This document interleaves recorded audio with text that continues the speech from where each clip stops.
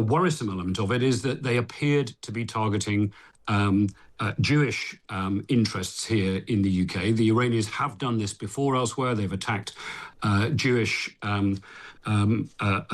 entities, synagogues, etc., around the world, Argentina, elsewhere. And so I think this could be an indication of that kind of asymmetric use of terrorist proxies, use of others in order to try to inflict pain on the United States, Western allies, and in particular targeting Jewish interests. And that's clearly a very worrisome development. Well, let's consider now the diplomatic and military aftershocks that are ongoing following last week's bombing, well, the initial bombing that is ongoing. Let's speak to Lord Sedwill, former UK National Security Advisor and Cabinet Secretary, and now crossbench peer. Mark, good morning to you.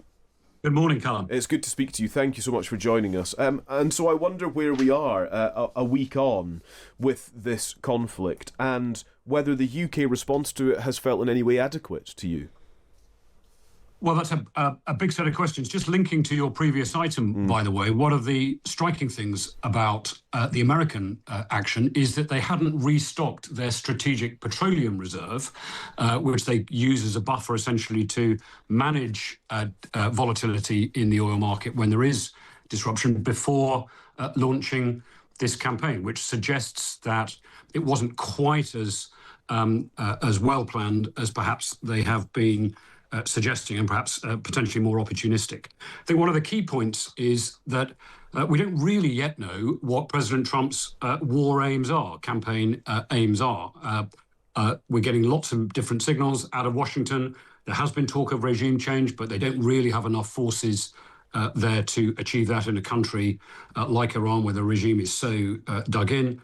He's now really beginning to indicate that he would be willing to deal with a successor regime, one that he finds acceptable, presumably, therefore setting a more moderate and a realistic war aim of essentially dismantling Iran's nuclear and ballistic missile programs and bringing an end to their use of proxies to disrupt the region. That's a realistic aim, and the action that he's taking alongside Israel could achieve that. Yeah. May I ask for your reaction, Mark? I appreciate this is a breaking story and we won't get into the specifics of it, but perhaps the principle of it is something you can consider with us this morning. That 4 men have been arrested on suspicion of spying for Iran. They've been detained this morning across North London. Talk to us a bit, if you would, about how Iran, in inverted commas, attacks the UK in the world of spying. Perhaps we don't feel the bombs here, but there is another part of this kind of infraction on our shores, if you like. Yeah, I think this is an important illustration, Calum, of a broader point. Iran is not trying to fight back against the United States and Israel through conventional means. They're deploying, of course, drones and missiles and so on, but not really at the United States itself. Of course, they're trying Israel, but they're firing around the region. And what they essentially try to do, their doctrine, is to fight an asymmetric war of resistance. It isn't about a conventional campaign where they trade blows traditionally with the Americans, who of course have overwhelming force. And part of that asymmetric effort, that war of resistance, is the use of proxies. It's the use of their own intelligence services, but proxies like Hezbollah and the Houthis and so on, elsewhere in the world. And I only just picked up that story just on your bulletin beforehand. But the worrisome element of it is that they appeared to be targeting Jewish interests here in the UK. The Iranians have done this before elsewhere. They've attacked Jewish entities, synagogues, etc., around the world, Argentina, elsewhere.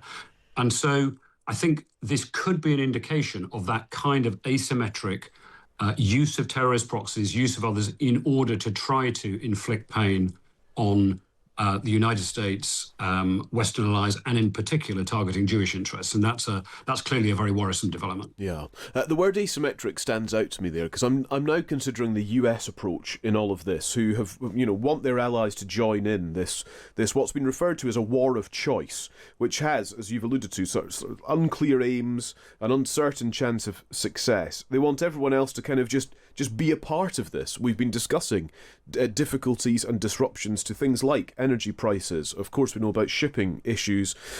Perhaps even it'll go beyond that as well. This, while Donald Trump tries to achieve this peace through strength, but also imposes tariffs, even on allies as well. The US is kind of pushing everybody, everywhere, all at once, and I'm just not sure if that relationship can withstand that pressure. I think the relationships can withstand that pressure, but you're absolutely right to point to the disruption. The relationship between the US and UK is both broad and deep. It runs across the economy. We're each other's biggest investors in many areas, defence, intelligence, etc.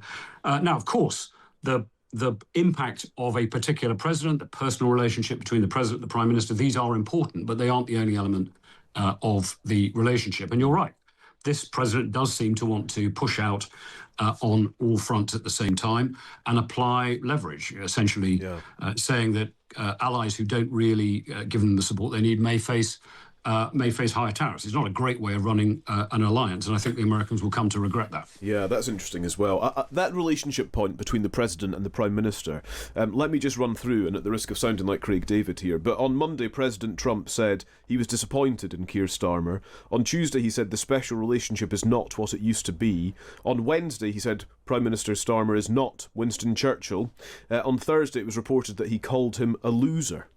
What do you make of the week that's been?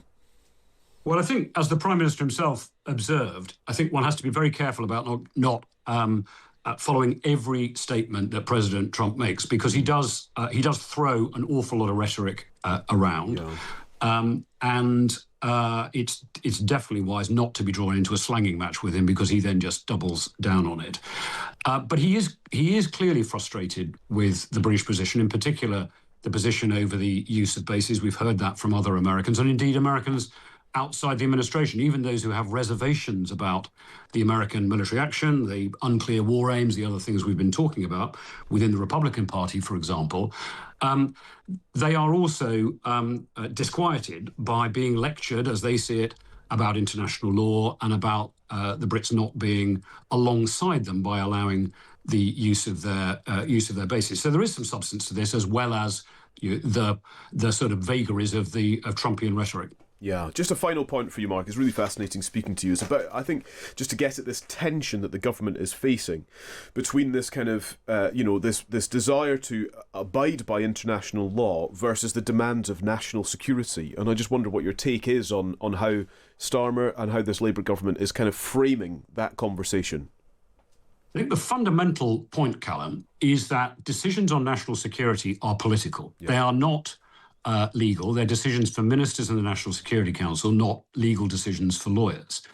It is completely legitimate for the government to say the UK national security interest means that we are not going to get involved directly in this military campaign in Iran. That is a political judgment. It's not a legal judgment. It's a political judgment.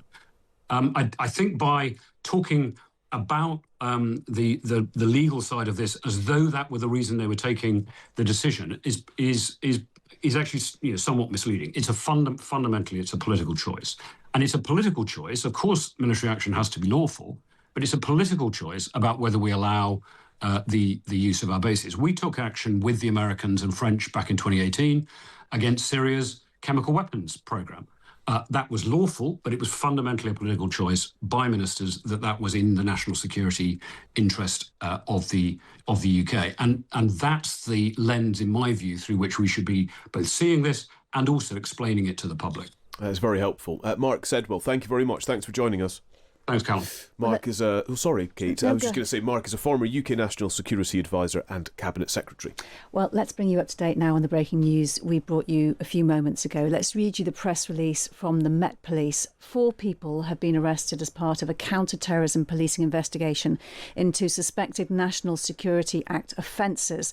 The men were arrested on Friday the 6th of March on suspicion of assisting a foreign intelligence service contrary to Section 3 of the National Security Act 2023. The country to which the investigation relates is Iran. Detectives from CTP London, which is leading the investigation, arrested the men, 1 Iranian and 3 dual British Iranian nationals, shortly after 1 a.m. at addresses in Barnet and Watford as part of a pre-planned operation. The investigation relates to suspected surveillance of locations and individuals linked to the Jewish community in the London area.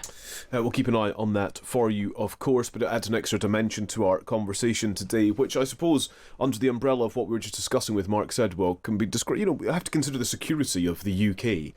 If that is the first and foremost primary objective of government, is to keep people safe, there are so many aspects to that. Should we be considering, as we have done, energy security, food supplies, in light of this conflict in the Middle East, as well as conventional security, if you like, which we've just been reflecting on there.